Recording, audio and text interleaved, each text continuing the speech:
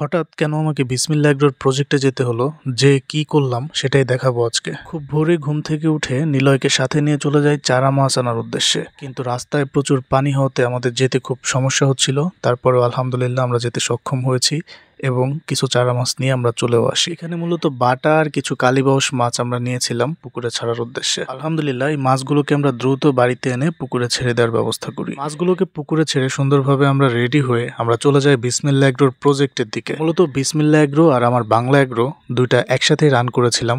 আমি ঝরে পড়ি আর বিসমিল্লাহ এগ্রো রানিং অবস্থায় থাকে। ইনশাল্লাহ আপনাদের বাংলা এগ্রো এখন আবার রানিং হয়ে যাচ্ছে। এটা মূলত সাইফ ভাইয়ের বাড়ি, আর আপনারা ভিডিওতে যেটা দেখেন এটা হচ্ছে সাইফ ভাইয়ের পুকুরের যে পার। মূলত তার অবসর টাইম বেশিরভাগ সময় এখানেই কাটে। সে তার সম্পূর্ণ প্রজেক্ট আমাকে ঘুরিয়ে দেখিয়েছে, কিন্তু আমি ইচ্ছাকৃতভাবেই তার সাথে কোনো ভিডিও করি নাই, কারণ এটা আসলে ঠিক না। তার বাড়ি ভরা এখন প্রচুর পরিমাণে হাঁস দেখা যাচ্ছে। অনেকে তার বাড়ি সম্পর্কে ধারণা রাখে না, তার বাড়ি মূলত কোনটা বা কিরকম এটা অনেকেই জানেন না। আর এই পাশটাতে হচ্ছে আপনারা যে কোয়েল পাখিগুলো দেখেন, কোয়েল পাখির প্রজেক্টটা হচ্ছে এই পাশে। তো আমরা বেশ অনেক সময় ধরে তার সাথে আলাপ আলোচনা করেছি। আমার বিভিন্ন বিষয়ে তার সাথে কথা বলা খুব জরুরি ছিল, তাই দীর্ঘদিন যাব করে যাওয়া হচ্ছিল না। ইনশাল্লাহ সর্বশেষ আমরা পৌঁছে গেলাম। আসসালামু আলাইকুম। গত এক বছরে আপনারা আসলে প্রচুর পরিমাণে আমাকে কল দিয়েছেন, কেন ভিডিও দিচ্ছি না। যাই হোক, আপনাদেরকে আজকে বিস্তারিত বলি।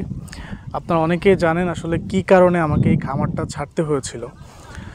তো এখন আমি মাঝখানে জিদ করে আসলে দেশের বাইরে চলে যেতে চেয়েছিলাম, যেহেতু মাঝখানে অনেকগুলো টাকা লসও করেছি। আর তাছাড়া আপনারা জানেন যে রাজনৈতিক কারণবশত আমাকে খামার ছাড়তে হয়েছে। তো যাই হোক, আমি আসলে দেশের বাইরে থেকে টাকা পয়সা কামিয়ে দেশে এসে আবার খামার স্টার্ট করতে চেয়েছিলাম, এরকম একটা পরিকল্পনা আমার ছিল।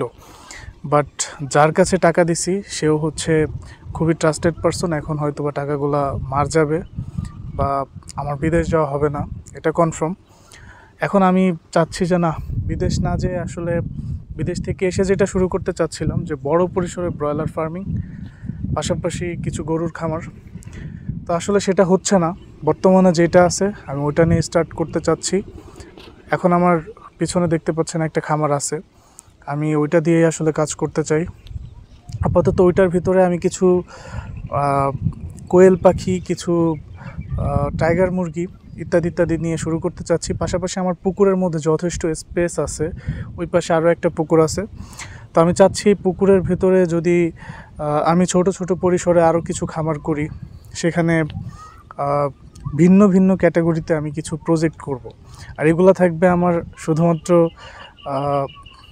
মানে পরীক্ষামূলক ট্রায়াল বলতে পারেন। এরপরে ইনশাল্লাহ ইন ফিউচারে খুবই বড় পরিসরে, আলহামদুলিল্লাহ আরও একটা সুখবর আছে যে আমি আবার আমার সাবেক সেই মুরগির দোকানটা ফিরে পেয়েছি বা আমি নিয়েছি। তো যাই হোক, সবাই আমার জন্য দোয়া করবেন, আপনাদের জন্য দোয়া রইল। আজকে এ পর্যন্তই। ইনশাল্লাহ আগামীকাল আরও একটা ভিডিও নিয়ে আবার আসবো।